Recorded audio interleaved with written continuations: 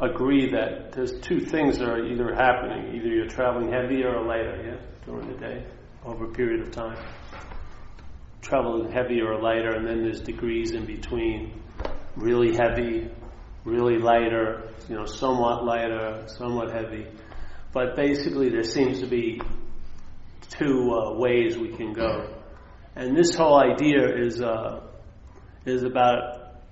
not directly entertaining the possibility of traveling lighter, but the traveling lighter will be a byproduct of entertaining certain possibilities.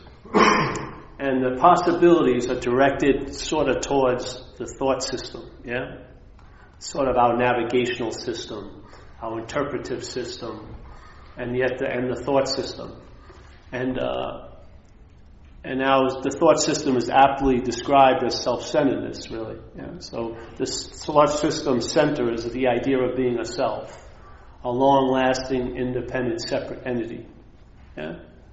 Usually reinforced with the sense of being in a body or having a body or being a body.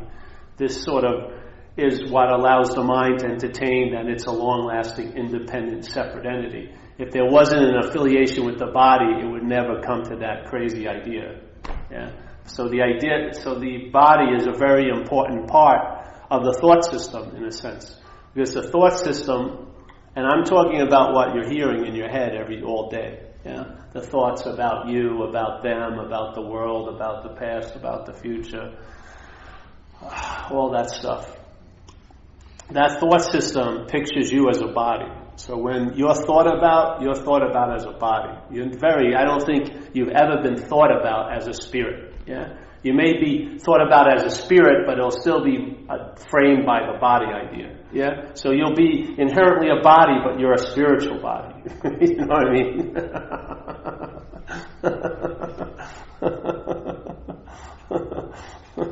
So the thought system thinks about you in the past, and when it's thinking about you in the past, it pictures you as a body, and it pictures you somewhere else, and it's actually not happening, in a sense. Like 3 weeks ago isn't happening tonight.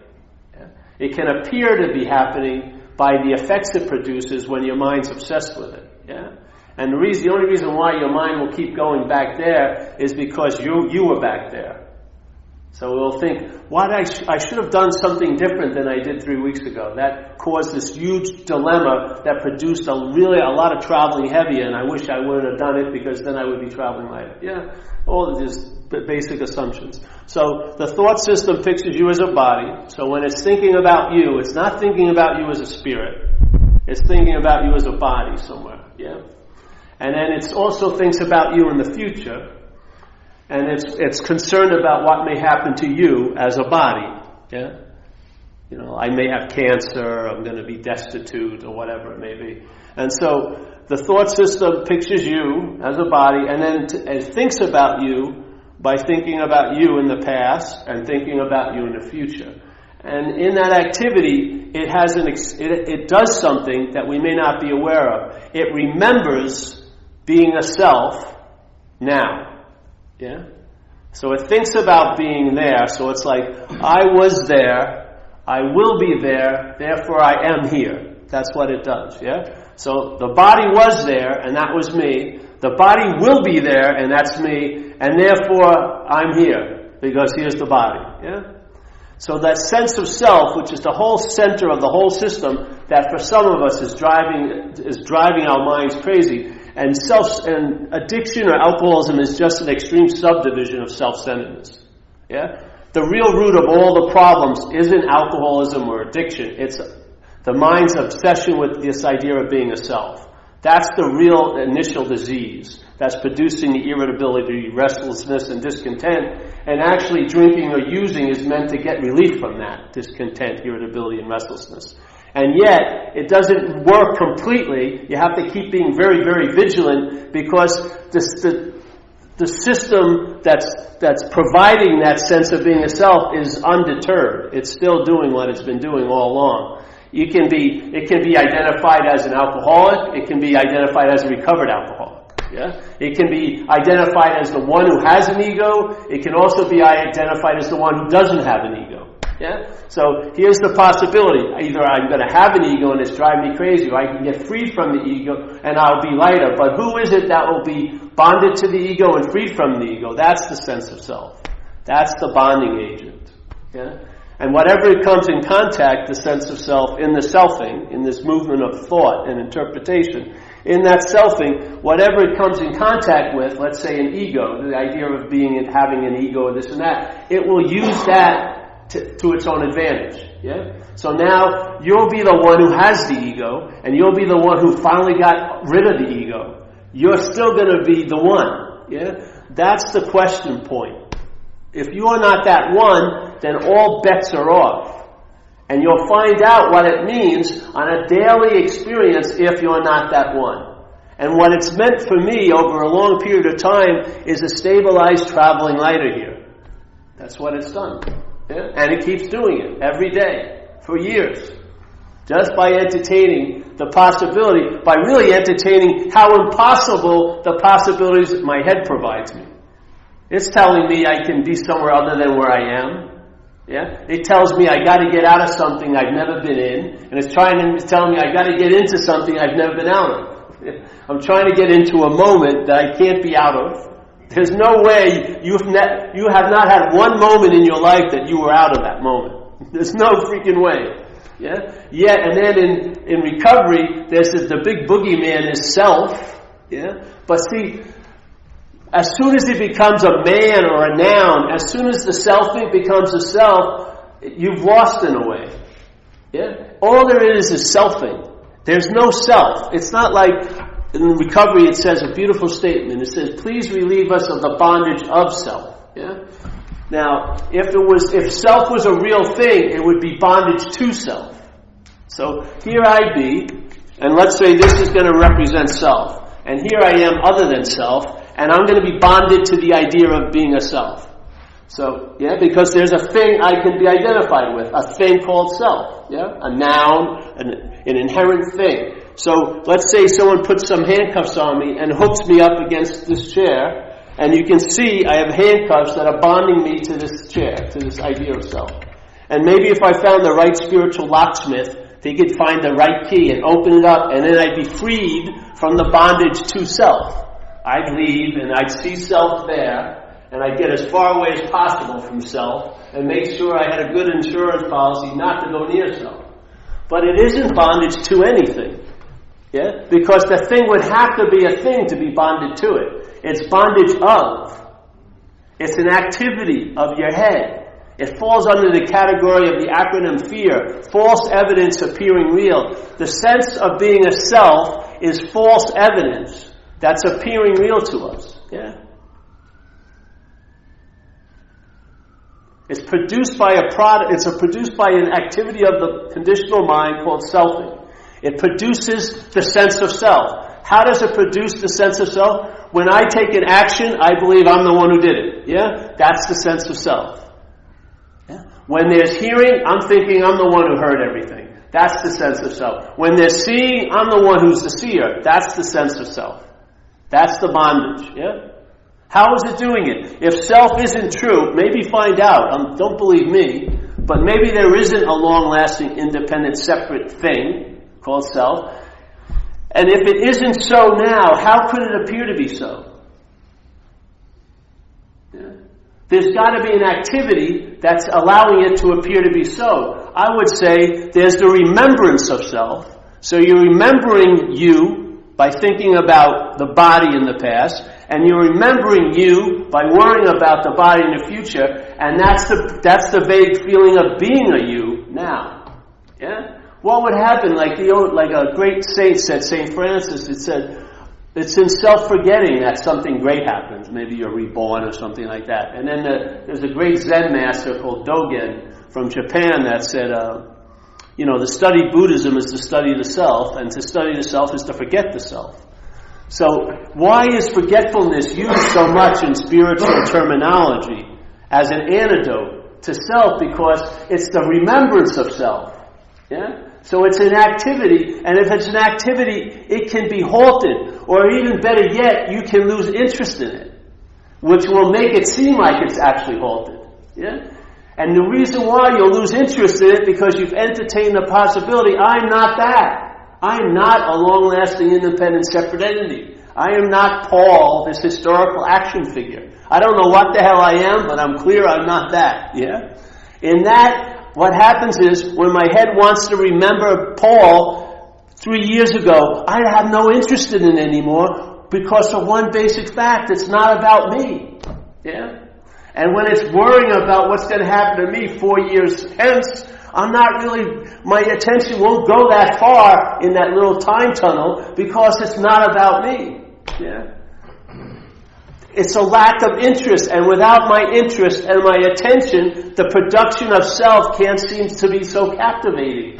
Because it's not the movie, it's the audience. It's you and I that are giving it all the meaning it has, and the biggest meaning we've given it is it's me. Yeah? When all it is a process of mind.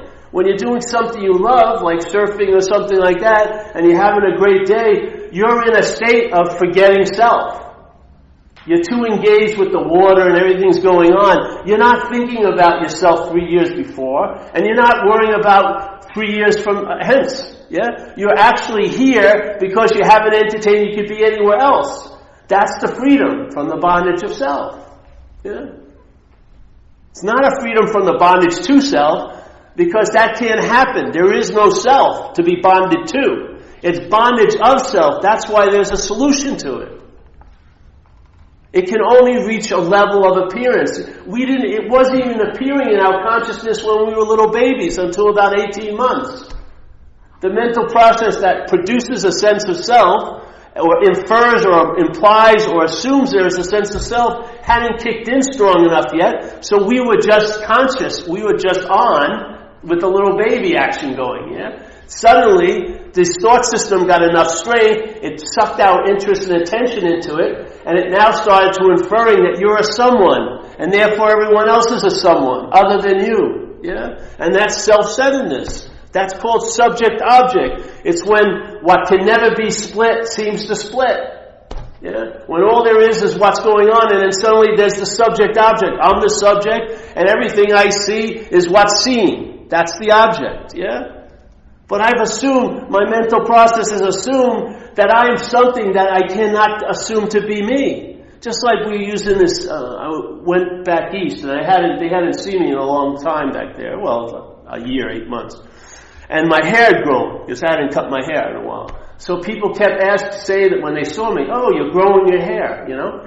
And I said, no, I'm actually not growing my hair, I'm just not cutting my hair. It's not like I'm taking a few hours a week and, I gotta go and grow my hair, for a couple hours, pull it. Yeah? But the assumption by the language is I had something to do with something I had nothing to do with. Expand on that idea, because that's what the thought system is implying. You have a lot to do with something you have nothing to do with.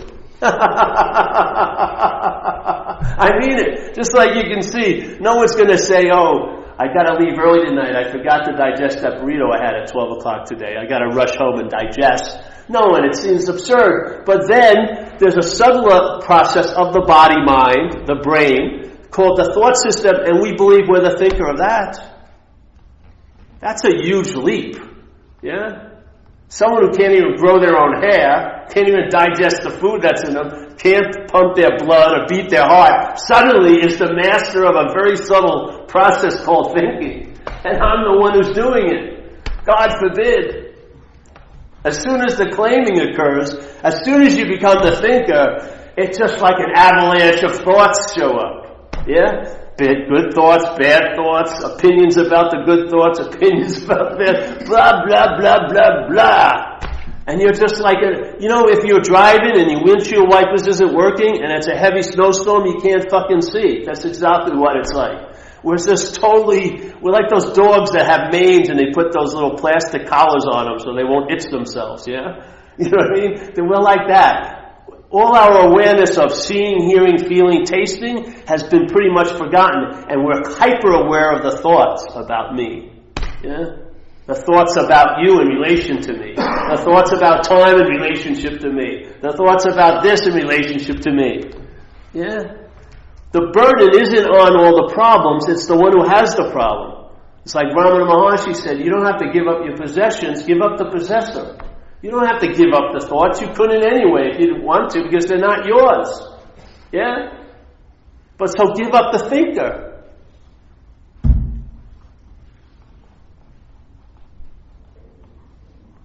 I ran with these ideas. I heard them and I entertained them. And things happened. To a point where the calibration on my head shifted and it never shifted back. And I have like 51% of my stock now is on this side, and now this side has nothing to fucking say. Though it talks quite a lot, but it has no power at the corporate level, you know? It's more like the mailroom. You know what I mean? There's a freedom in that. And so many thousands of byproducts have happened. In recovery terminology, I've reached that level of, in 84, 85, where the problem doesn't exist for you anymore. Yeah? And you'll be placed in this position of neutrality with no thought or effort on your part. You'll cease fighting everyone and anything. Those are intimate things I'm involved in. I sense it. When I read it, I have a big aha because I've lived it for quite a while. Yeah? All based on this one idea. Hey, I'm not that. Because I found, this is what was revealed when this started to occur to me. There's a very important statement in the big book. And right near the inventory, it's page 64. I just talked about it last week because basically I've been doing talks for 19 years and I've never changed the topic. Because I don't see any point to. If you don't get the first knot, it doesn't matter how professional or how educated you are about the 4th, 5th, 8th, and 12th knot. It's not going to serve you. It's not going to lead you from freedom of self. It will be self-knowledge that avails you nothing. Yeah. Any knowledge claimed by self is never going to lead to the freedom from self. If it could have, it probably would have, but it hasn't. So it's not. So it says here, 64, it says, being convinced that self, manifested in various ways, is what has defeated us. Which I love the statement because he separates the us and the self. Yeah, which is beautiful. Yeah, because I really believe the true defeat of self is being identified as one. That's the true defeat. Yeah? It doesn't matter what uniform it's wearing, a spiritual uniform, a police uniform, a leather jack tattooed uniform. Yeah? The one uniform you'll never notice because you're taking it to be your skin through the identification as a self. You'll never entertain the possibility of taking the skin off. No matter how irritable, restless, and discontent it's producing. And how many people in recovery, when they come in, say they're uncomfortable in their own skin. Because you know what? If they realized it was a uniform, they'd take it off that night. Yeah? They wouldn't spend thousands of dollars on talcum powder and fucking itch cream and shit like that. They'd be free from its effects because they take it off. So that's what happened with me. I heard this message outside of AA, and I went back to the statement, being convinced that self, and when I saw the word self, the meaning was totally different. I saw it as a foreign installment, thank God, or like a parasitical movement. Alright, so this foreign installment or parasitical movement, manifested in various ways, is what has defeated us. So let's say it's a parasite and us are a host. I don't even like to use that, but it's a good example. So the parasite defeats the host, yeah? Manifesting in many ways, the parasite. It says, alright, if we're convinced of that, we're going to look at some of its common manifestations, the parasite's common manifestations. Alright, and then the next paragraph starts with the word resentment. So if you follow the logic, it would seem what he was implying by the statement is that resentment is one of the manifestations of self in our life, yeah? So it's an expression of self. Then why the hell do we keep calling them our resentments? I would say that's the act of being identified, yeah? If a foreign something expressed through me, and I kept claiming it to be my expressions, I would say I was in the state of being identified as that. Wouldn't it? That's the rub right there. That's what was revealed, and it's been verified for the next 15 years. Yeah? So as soon as I entertain that, hey, I may not be that, what did my mind suddenly have the ability to entertain? Immediately. The only condition was entertaining it may not be me. Then immediately I could entertain being free of it. Yeah? Not as it, or by it, or for it, but from it. Yeah? I couldn't get to that second thing to entertain without the first condition in place. Finally having a little suspicion about that as being me. It may not possibly be me. Open the door to entertain. If it's not me, I can be freaking free of it. Yeah? I'm not going to spend another second trying to therapize it, or socialize it, or civilize it, or hide it, or make stories about it, or have secrets around it. I'm going to entertain. I can be freaking free of it. Yeah? And then I've been doing that for now 14 years. Been entertaining it. Because being free from it is huge. Being bonded to it is very small. For you to seem big, your life's got to be really small. For you to be the big fish, it's got to be a small little pond.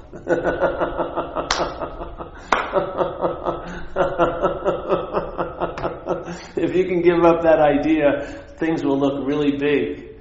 First, you'll come out the ass of self, and you'll feel a sense of spaciousness and availability, and you'll sense that presence of what you would maybe deem a higher power. I basically will call it what you are. Sooner or later, you're going to come to that conclusion.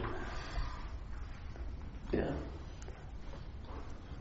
So when I did an inventory process after that, the inventory process was much quicker, not so much data, but the pattern was obvious. This is how self defeated me, based on the one condition I'm identified as it, which totally gave all of its defeats a quality of stealth. I couldn't see it. I called it me. Yeah? So all the fear was my fear, all the resentments were my resentments, all the acting out was my acting out, and no matter how much I had an intimate experience of the first step of recovery, which is you were powerless over alcohol, yet I still had guilt and shame about all the behavior that I did while I was under the powerlessness of alcohol. Yeah? Because the real addiction is the addiction of mind to self, and one of its main foundations is the sense of being the doer. And when you have, it's sort of like in AA, when I came in, it was explained pretty simply. If you were powerless over alcohol and anything could happen when you drank, it was like dancing with a gorilla. You're going to stop dancing when the gorilla wants to stop. Yeah? So then why am my mind keeps mining guilt and shame for something I had nothing to do with, some behavior? I'm accountable for it, but I wasn't responsible for it. Yeah? Why? Because the alcoholism isn't the first one. The alcoholism is spawned by the self-centeredness, the identification as self. That, to me, is the original disease. Yeah? I see other people, maybe they get relief from the alcoholism somewhat, then pornography, then eating, workaholism. It just keeps on keeping on. Yeah? Or they don't even have the ability to enjoy peace of mind, even though peace of mind's there. Yeah? The selfing is still so dominant, now they're just sober selves. Well, for me, the real freedom is from the idea of being a self. It's like there was a book by a guy named Chuck C. called A New Pair of Glasses. So AA is like a new pair of glasses, and the glasses you're looking out of now, in effect, are being called your eyes. That's called the identification. You never even entertain the idea that you could take them off because you just assume it's you. So we need corrective lenses. So AA is a corrective lens to correct the distortion of alcoholism. Yes? But still we're wearing the original glasses of self-centeredness, the addiction of being identified as a self, and we think them to be our eyes. We'll take a lot of glasses off, but we will never even touch for that. Yeah? What to me happened with this message in AA, the pair of glasses of AA corrected some of the distortion, and then this message gave me the possibility to take both pairs of glasses off. Yeah? Both pairs. And then see like I saw when I was a freaking kid. Just like that. A quality of openness to like wonder and awe and joy and ability to enjoy peace of mind and the incredible ability to be here because you don't believe you could be anywhere else. Yeah? And the anchor of here is so damn prevalent and strong. You're seeing, you're hearing, you're feeling, you're tasting, you're touching. Consciousness is moving through 5 gates. And the only gate that it moves through up here is 1. Yeah? To have this be able to override the 5 other gates is called an addiction to the fucking self. Yeah? How else could this be so dominant? Where we forget to smell, we forget touch, we forget hearing, and everything, the hearing is now co-opted into a story of, I'm the hearer and that's the heard. Yeah? The seeing is co-opted, I'm the seer, that's the seen. Yeah? I'm the feeler, that's the felt. Instead of the sense of the seeing, hearing, feeling, tasting, and touching, and then recognize that what I am is could possibly be the consciousness that's moving through these 6 gates, the mind being a 6th gate, yeah, and having an experience here that the idea of being Paul is an afterthought, yeah.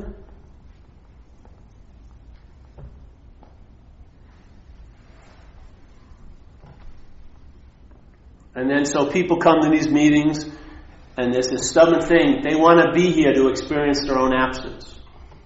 They still want to be here to get it. You're never going to get it. You're not going to get anything here. You're going to get absolutely nothing. You're going to walk in with you're going to walk out with the same thing you walked in with, nothing. Yeah? And that's the gift that keeps on giving. How much somethings have you gotten? And what's it led up to? Nothing. Why not start with nothing? Yeah? You're inherently this condition. No matter what you think, no matter what you've done, no matter the most heinous acts or the most saintly acts, you can't change the basic state no matter what. You have absolutely no effect on it. All the mind can do is forget it. Yeah? That's all it can do. It can't erase it. It can't get rid of it. It can just be so obsessed with self that it will forget what it truly is. But only in time. It can't do it forever. It can only do it for a period of life, 70, 80 years. You can maybe conveniently forget you're that. But it's never going to be that. That's never going to be so. No matter how much you forget, it isn't going to erase the fact that's what's so. Yeah. And I find, I'll tell you, if you felt satisfied, your idea of noble searching would probably stop that moment. Yeah? Your enlightenment and nirvana and satori and awakening, you'd lose total interest in that. Because the dissatisfaction would be replaced with satisfaction. You'd feel freaking okay right now. Yeah? You wouldn't be measuring now with a better now later. Yeah? None of that would be going on. You'd lose all interest in all that. You'd just be here. And here is where the invitation is. But the invitation isn't to you. The invitation is just the invitation. So I found, after a couple years in AA, my idea of the 3rd step, first it turned into my understanding of the higher power was that it was always available at all times with no requirement necessary to meet it. Yeah? Sounds pretty good. So therefore it's 24/7 right where I am. Then it shifted into, instead of having a higher power of my own understanding, I found a higher power of its own understanding. And in that position, I'm relegated into finding out, and then it becomes extremely revelatory. Because now you're not framing this huge power with your very small frame of that's what God is. You actually find out what God is, yeah, by downloading in your life. And then witnessing all the downloads around. Yeah, so to me, the God of its own understanding is that's where I'm resting now. It works really well. Yeah? Don't put any kind of frame around it. Let it be just a freaking mural. Yeah? So, I always believe that if you had the right diagnosis, it's just like if you had a cold and you took it to be the flu, and you spent a lot of money, went to flu specialists and everything like that, you would get relief of some of the symptoms, because the colds and flu have similar symptoms, but you wouldn't get radical relief. But if you realized it was a cold and you dealt with it as from there, and you got the cold medicine, you went to the cold doctors, you could expect a pretty radical relief. To me, I think there's a wrong diagnosis in recovery, to tell you the truth. I think the biggest aspect of the disease is being overlooked. which is identification of self. It's not obsession with self. That's what the mind does that's identified as a self.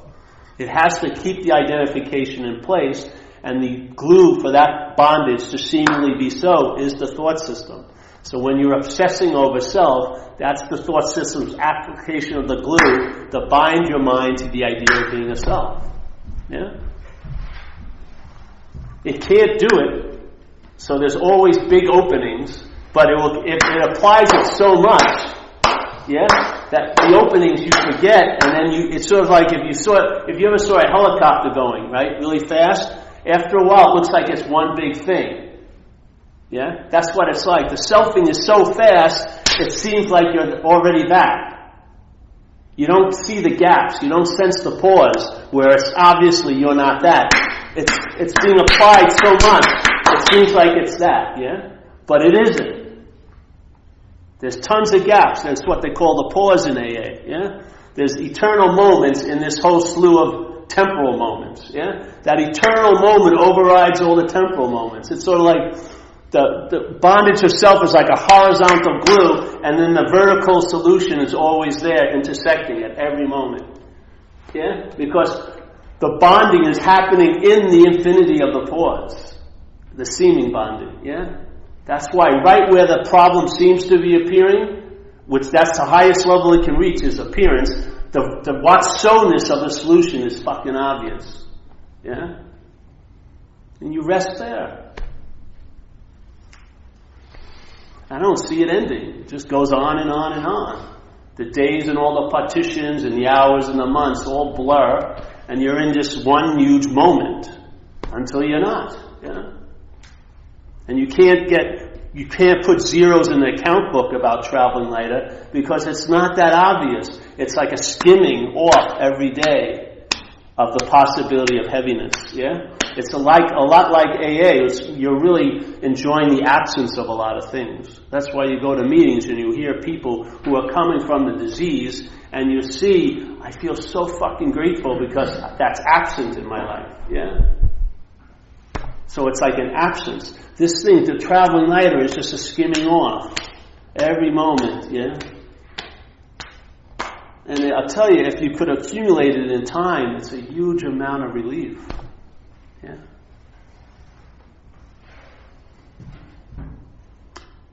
So then the problem doesn't exist for you. And that stabilizes when the problem doesn't exist as you. That's how that stabilizes. If it doesn't stabilize there, it'll be an experience that comes and goes. I know people who went out after 20 years. For maybe 15 years, the problem didn't exist for them, and now it's existing again for them.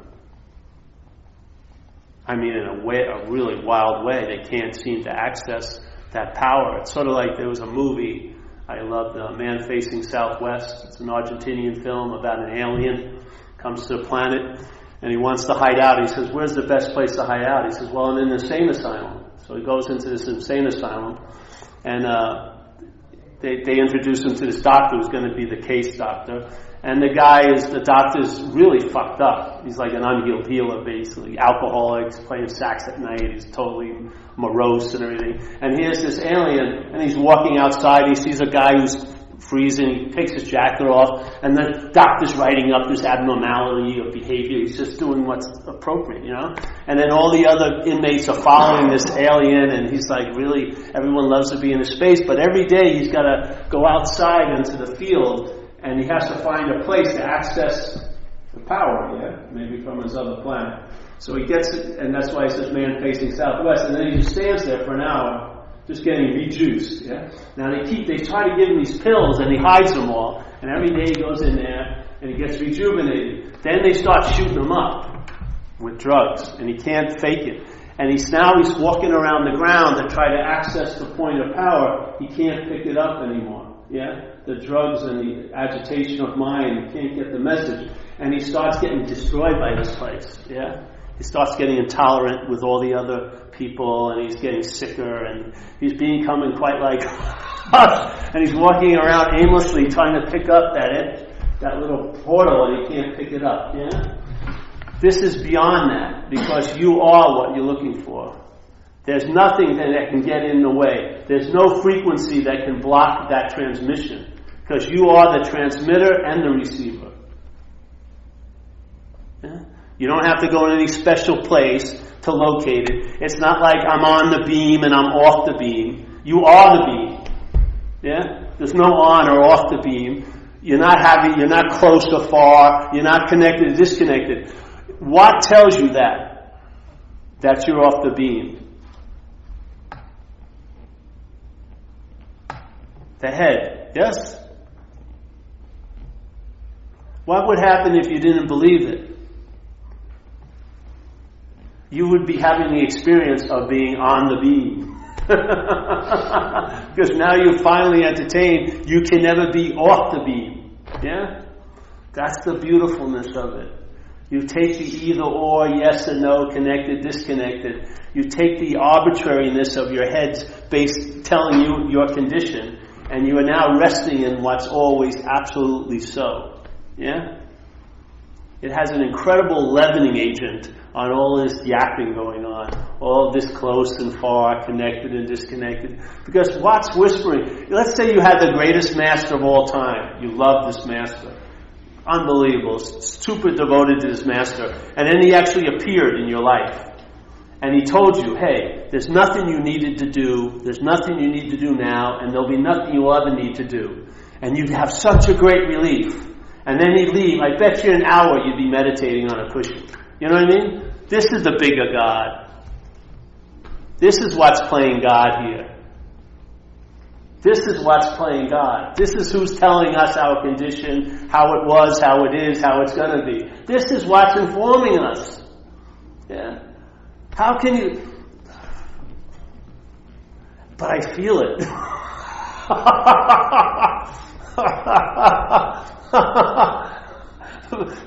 By the time the sensation is noted, it's been hijacked.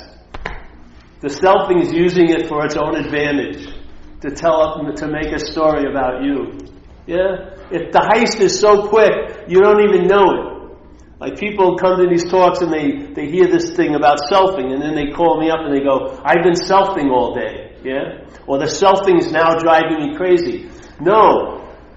The product of the selfing is already in place by what you just said. You believe you're doing it, or you believe it's being done to you. It's the sense of being a you is the selfing. The product. Yeah? It's not the selfing. All the thought system can do is point. It can infer. It can imply. It can assume. It can insinuate. And it can refer, but it cannot make it so. The mind makes the leap into being what's pointed at. Yeah? All it does is do the pointing. It's like, there's the finger pointing to the moon. In this case, there's no moon. All you do is see the pointing, and then your mind makes the leap into this mental idea. I'm a long-lasting, independent someone. I am the thinker. I am the feeler. I am the doer. I am the haver. Time is real. Separation is real. That's other. This is me. Everything is given name and form. And then completely conceptualized. And then we wonder why we're not feeling great. That we've got to jump off bridges with bungee cords. Or for me, it ended up having to shoot cocaine in my neck.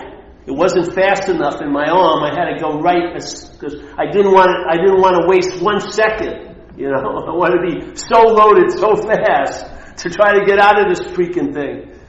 I mean, you don't think it's insane? Have you ever remember you out? I don't know if any of you did cocaine, but I remember you'd go out and it was like maybe the 24th, like September 12th. And then and I looked pretty good. I had black leather jacket, black pants, you know, looking pretty stylish, went to some clubs. Now it's, let's say the 14th. Now it's the 20th. I've been up 6 days, yeah? 6 days. My little charmingness is wearing thin. I'm in an apartment with about 12 other people. We all have our own little seats. The guy who answers the door, yeah, when he comes in, he's like this, because as soon as he does a shot of coke, he goes like this the whole rest of the night.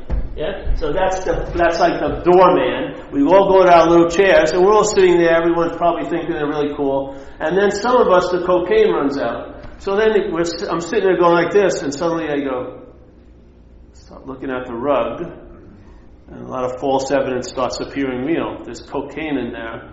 So I slowly move down, and I start looking for something that lint or anything that would look like Coke. And then other people pick up on it, and they're all down, and we all have our own little fiefdom. I'm pissed at the guy, hey, stay over in that couch, And you go here. You don't see a giant rabidness of seeking that drove you to that point?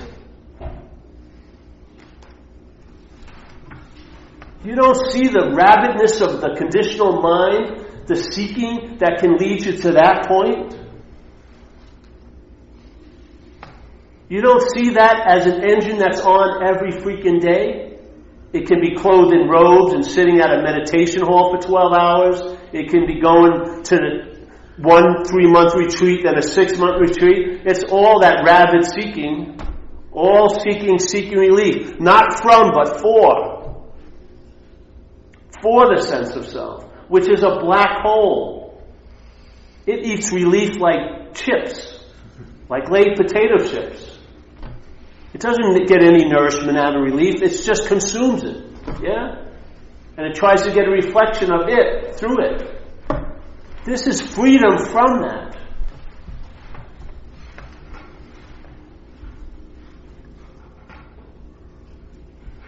Radical freedom from it.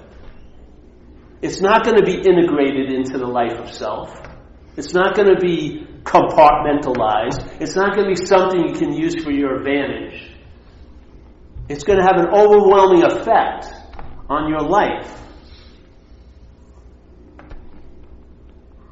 And you'll know the tree by its fruits. You'll see it demonstrating over and over again in your life. And then you'll be able to see it demonstrating in other people's lives, and they may not even be seeing it, but you'll see it. You'll have the eyes to see.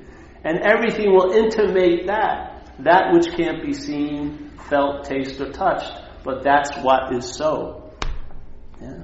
And I found that was the one quality I was missing. It became the last answer after I heard this. Yeah. I've been entertaining it for I don't know how many years, and I haven't looked for a new answer since. Yeah. It's not a path to illumination, but it illuminates whatever path you're on. For me, the path was AA, and it's illuminated that path incredibly for me this lifetime. A huge fucking quantum leap when I heard this idea and entertained it in the context of AA. Quantum leap out of getting some relief from that obsession to a freedom from the bondage of hugely different. Yeah, hugely different.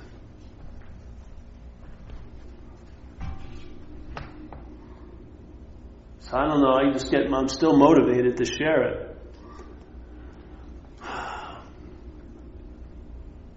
Because what it's meant for me, I guess, I haven't left this topic in so long because I don't see there's any point to go anywhere else until this gets stabilized. Yeah. If you take a uniform to be your skin, you're going to be bitching about a lot of the uniforms you're in and out of every day. If you realize this is a uniform and this gets taken off, you wear all the other uniforms loosely. Yeah.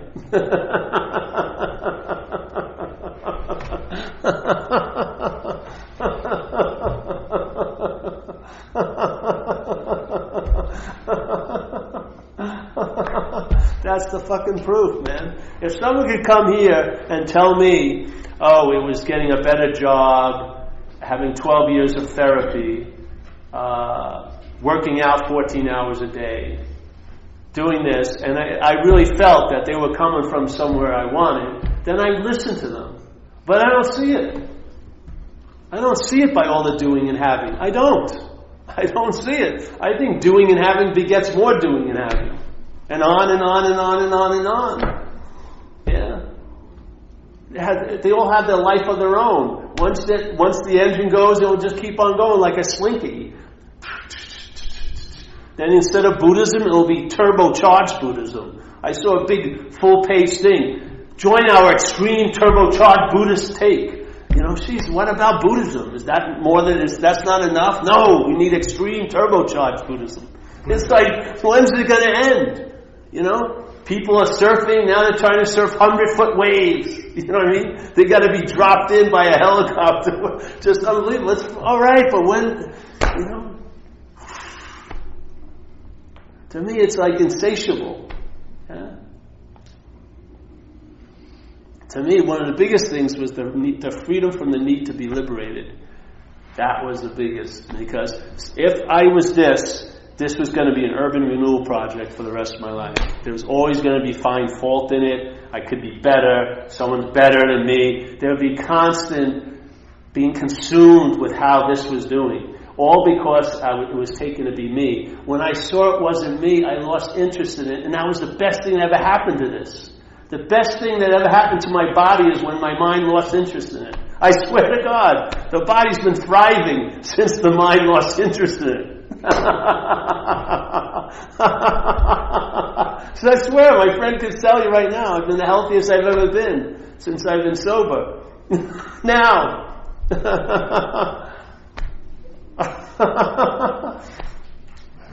This thing is like breathing a huge sigh of relief. Fuck, I got that parasite off me. I'm just a humble body. You know what I mean? I want to shit eat and, do this and do that. Not have everything mean so much.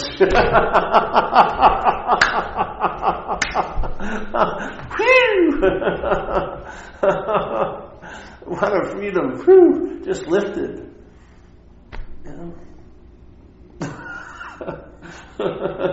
Then your interest and attention, freed from this preoccupation, it will enrich your life. It will enrich your life. It'll be there, and it'll be able to answer calls that happen, like vistas or things or something or maybe the need to hold the space for someone. It'll have the ability to respond to these calls instead of being addicted to this idea of being you all day. Yeah, this to me is the slavery.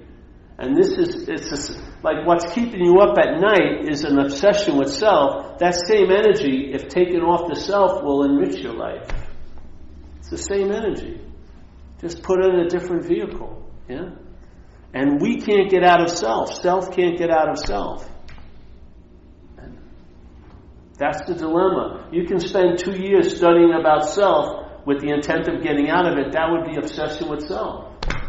Yeah? Self can't get out of self. There's a point where you realize you're not in something, and therefore the false need of thinking you have to get out of it is dropped, and you realize you were never in it. It's a much quicker escape. It's an escape that doesn't even have to happen. You've pre-escaped, so to speak, yeah? Instead of trying to get out of something, all it is you being in self, trying to get out of self. You may get a lot of, thumbs up by other people trying to get out of self. It may look really noble, but you're still in self. You're in the self thing. But what would happen if you realized the problem is imaginary? What more would you need to do? Absolutely nothing.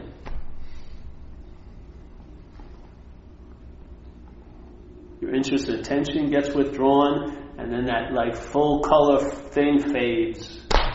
The movie's tinny, bad soundtrack, terrible directing. You just see it's clear, yeah. And you're freed from that bondage to that fucking idea of being Paul. Yeah.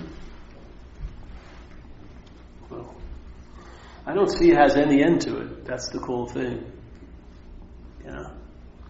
It just keeps going on all the time.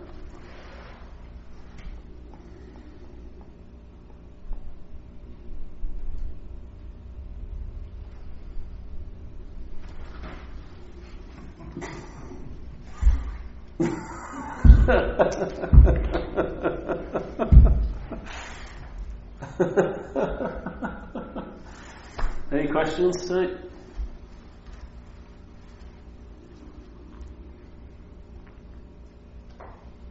What do you mean by that there is no end to being self, or the freedom from? No, freedom self? from. There's an end. Well, you can't ever be self, but there's an end to seemingly being self. It has to. It's only finite. You're going to pass away. Yeah. Sort of like you're discovering new things in the freedom from self? Well, no, just you discover largeness. It's not a thing. You know what I mean? Has a sense of expansion. Whatever. No, sometime lately I've gone through a period where I have nothing to say, let's say at AA meetings, on for weeks. Usually I just wait and something comes up. If it's needed, nothing's been coming up. I've just been sitting there for a couple of weeks, Just you go through things like that. Here, downloads occur because there's a point to it, The message is more important than the messenger. So if I'm in this position, it's going to come out somehow or another. It has a strong drive to express, I'll tell you that. I don't know. It can do it in a lot of ways, but this is the seed assignment I'm in right now. So it's expressing this way. So I like to explore these possibilities for people because I like to see people travel lighter.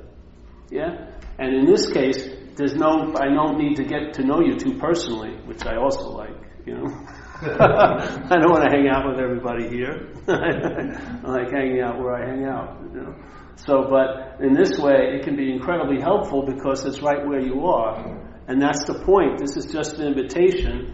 You're going to entertain it, and it's going to come to pass for you.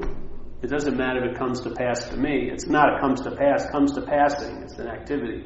Yeah, and it's going to do something to you, and then you'll have your own intimate sense of it, and you may frame it in a different statement than traveling later. You may say it's love or whatever, but it will have its expression through you, and that to me is valuable. Yeah. And I've watched for years. I've been doing these talks, and I've seen. Generally, I'd say people have been gradually or quickly start traveling lighter, and it gets a lot stabilized. So it's working.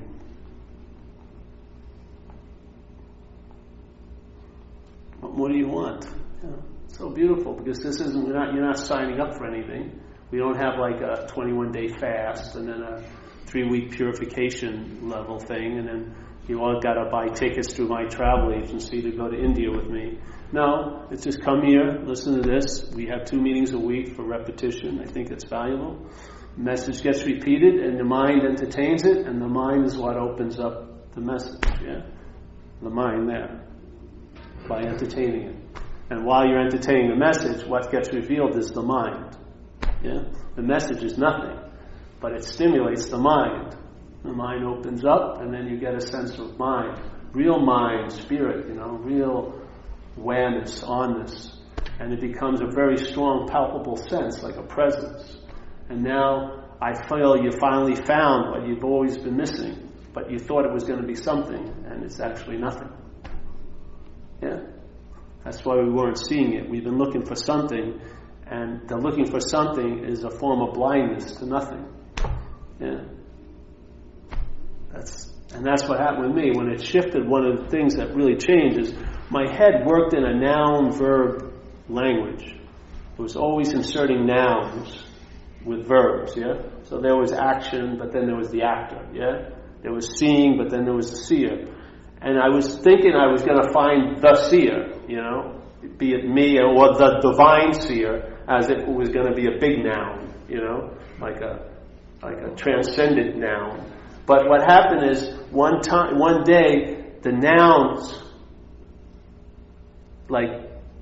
somehow just broke open, and it all was verbing. And that to me was the original face. It was all seeing. It was all hearing. It was all feeling. It's all tasting. It's all touching. But it can't be touched, taste, felt. Yeah? There's no noun to be found. It's all just verbing, all being. And now I see things in a verb, like a vernacular of verbs, and there's a recognition there, where before the noun of the language was blocking something off. I wasn't seeing it. Yeah? The subject-objectness of the language is like a trance. We're keeping ourselves in all day, and other people are reinforcing it. Like when people say, hey, you're growing your hair, and then you get proud. Oh yeah, it's my hair. It's looking really good. I'm doing a good job, eh? There's all the self and claims it. Now it's the one who's growing the hair. It's happening all day. People keep reinforcing it, reflecting it. It's easy to fall into the swoon. It becomes habitual after a while. And then you're living an interpretation instead of life. And then it starts cracking. Irritability, restless, discontent. You're unsatisfied. Maybe you go with the theory of more will be better. Let's get more. and then you're still unsatisfied, or higher, they'll unsatisfy you, and hopefully they'll fail you where you get left with nothing, and you'll see the way you were looking shifts, and now you see, like Jesus said, for those who have eyes to see and ears to hear. Yeah? The same eyes and the ears are there, but then there's a different type of seeing in a way. Now there's just verbing that's being seen, so life's happening instead of life's happening to you. This is like a subject-object thing going on. Life is the object, and I'm the subject it's happening to. This is all subjectivity. Life is happening. Yeah? Different way to go. I find it produces a lot more lightness. Yeah? Seems like a fighting or disclosure. Seems like a fighting. A fighting. Like it seems like, I left here last week and what you had said kind of moved me. And there's like a fight to remain open to the disclosing. Oh yeah, sure. The system is got self-survival as its main movement. As long as you're going along with it, it'll give you a lot of leash. But once you start questioning it, it starts getting a little irate. It doesn't like it. You know what I mean? It's like, how they describe an authoritarian system? You may not think you're in one, but if you fuck with it and they stomp on you, that's the authoritarianism. As long as you're not bothering them, everything looks like you got some personal freedom. Once you go against their plan, this is what selfing is like. Selfing, you want to be spiritual? Far out. It doesn't give a shit because it can identify with any of that. But when you start questioning its subjectivity, then it gets a little touchy. You know what I mean? Yeah. That's good. It's getting irritated. That's a good sign. Too complacent, too much comfortable numbness, man. Even in spiritual, quote-unquote, spirituality. This is irritating. Yeah, it's meant to irritate. It's meant to rub you a little bit different. So you get a little, it's a good thing. Some people have this idea of awakening or whatever. It's like this fucking lovely Pollyanna, lollipop world. I'm telling you, it's not like that at all. It doesn't have to be. A lot of uproars happen and upheavals happen, physically, energetically. I say to people who call me, I say, listen, if you don't die and you don't act out, everything's going to get great. That's been my motto. It's like, stay on the operating table, let the operation continue. Don't start playing doctor. Don't start saying, can you take a little more of this off? Just let it go on. And I'll tell you, it's more like economizing, a paring down. What's not essential will just depart, yeah? And what was overlooked will become obvious. Your whole value system will shift with no work at it. You'll see things differently. Your value in time will change dramatically. What you put your priorities on will change dramatically. It all can. It may not, but it has the possibility. Things get rearranged to make, it's in a sense almost like to make room for the guests, things need to be rearranged. Yeah? So. I think it's funny, 12 years ago this month I heard this from you, and then I got sober the next month, and then like what you were talking about, as before I got sober I could whisper drink, I was drunk, and as I entertained this in sobriety, it got louder. It would just scream at me, drink, and I'm looking at it, what are you talking about? It got louder the more I was questioning it like this and sitting and listening to you, and then eventually it just sort of fell off. Yeah, exactly. All it can do is make noise. You have to make the leap. It just can point. It can only infer. It can't make. Yeah? It's always false evidence. And for it to appear real, there needs to be a you would appear real too. We can play that role, and if we don't play the role, it's seen as false evidence. It never reaches the point of even appearing real. It can never be real, but it can reach the point of appearing to be real if you believe it. Yeah. If that belief is withheld, then it's just false evidence. Incredible.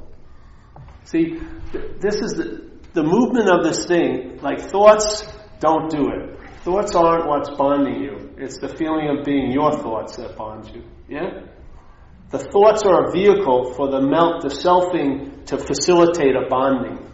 Yeah? So it uses thoughts to facilitate a bonding. It uses feeling by claiming to be the feeler. It now uses the feelings it thinks it's feeling to bond itself to this idea of being a self. Yeah? Everything that it comes in contact with, it takes advantage of to use to facilitate a referral to a sense of self, to assume or imply or verify that there's a self. That's its movement. So whatever we're thinking, it's not the club that's hurting you, it's the arm that's wielding it, yeah? It's not the cattle prod, it's the electrical shock. The electrical shock is the selfing, yeah? It's the mental condition. It's going to use whatever it comes in contact with to facilitate the bonding, yeah? So it's not the thoughts you need to worry about, it's that you're the thinker, that they're your thoughts. That's what allows a lot of meaning to be downloaded into the thoughts, yeah? Just like a feeling's a feeling, but when it's my feeling, a lot of conditional ideas get downloaded into the feeling. I think this reminds me of something that happened 8 years ago and it was bad, yeah? So now this feeling is bad, contraction occurs, I don't want to feel it, and when you don't want to feel something, you usually feel it more. It goes on and on and on and on. All it does is initiate all this mental activity through the claiming. Yeah? So instead of worrying about the thoughts, just see who's the thinker. Like Ramana Maharshi, a great master, says, you don't have to give up your possessions, give up the possessor. Yeah? You don't have to give up the thoughts, give up the thinker. Yeah? How do you give it up? Not as a thinker. That would be self trying to get out of self. You question, am I the thinker? If you're not the thinker, that's giving it up. You realize you never had it to give up. Yeah? There's the freedom. So things are happening. Conscious contact is providing an event. Yeah? The mental process claims the event, claims what happens, says it claims to what it's happening to and who's doing it. It claims that position, and from there, it's now disguised the consciousness as something that maybe it can do or not do, when consciousness is what's really going on. And now it takes to be the Alpha and the Omega, and from there on it interprets life from the point of view of being a self. How's it working out for you?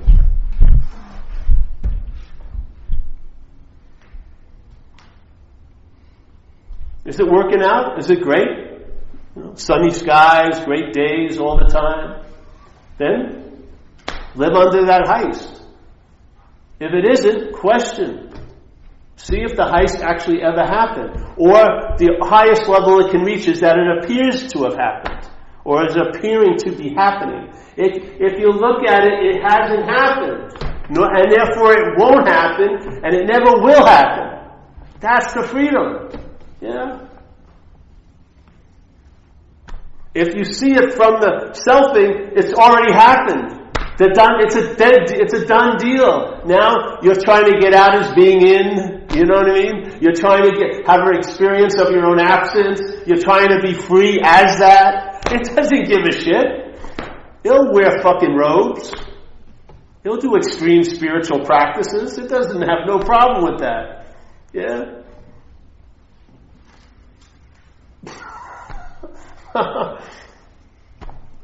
If you see it, the heist has never happened. It has only appeared to happen. Yeah.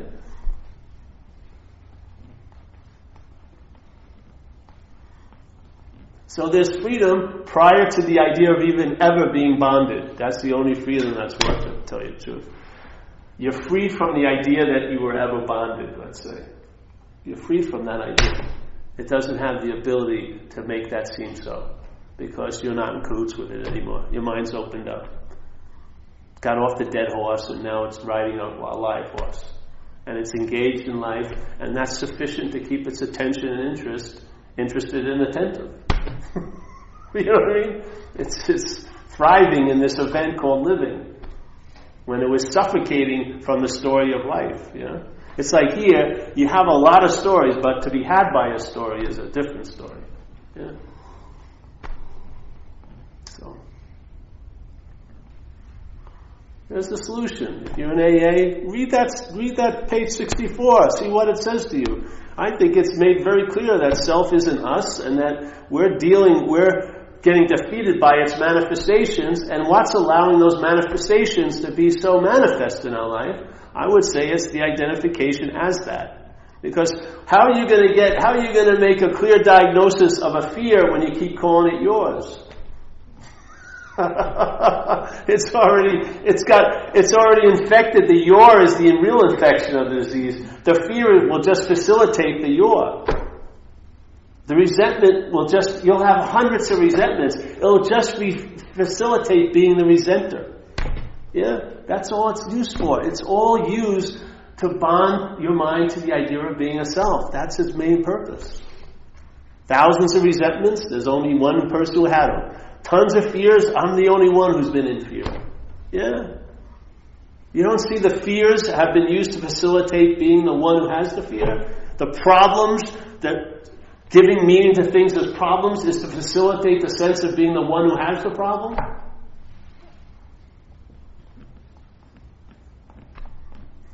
You want to get rid of the problems, but the inherent biggest problem is the one who has the problems. That one we're not even questioning. And it's just going to beget more problem situations. Yeah?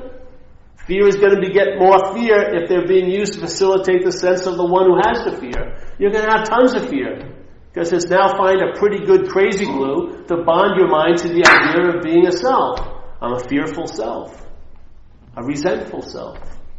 A vindictive self. An angry self. Yeah.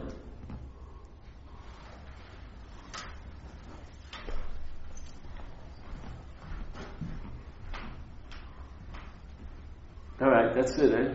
Any questions? I thought I asked that before. All right, we're going to pass the basket. And, happy July 4th.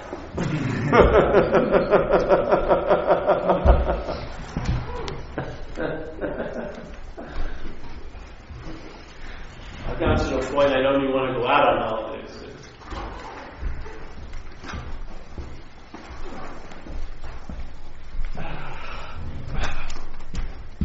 Hey, honey, can you throw me one of those? Oh.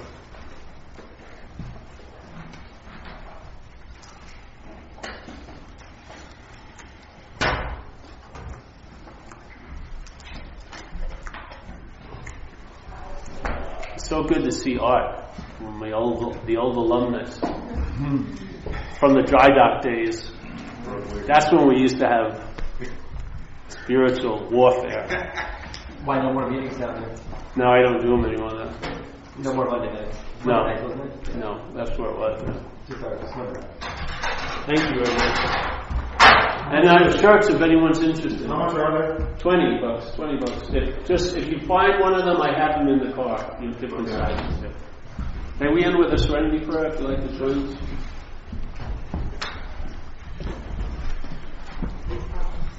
Thanks for coming, bro. Yeah. Good to see you.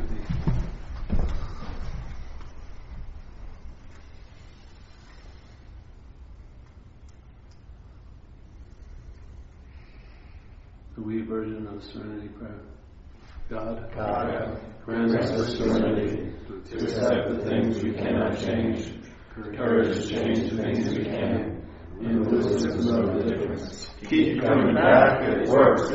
Yeah. Hi, Jeff. Nice to see you. Yeah, come back. So, I think I'm going to go. Everything I need to I can give it to It happened in Thursday market in the morning. They are. Aren't they having the market tomorrow? Aren't they having the market tomorrow? I saw that sign. Normally they do. Yeah. They're having it Sunday. We don't use It's a little ninja station.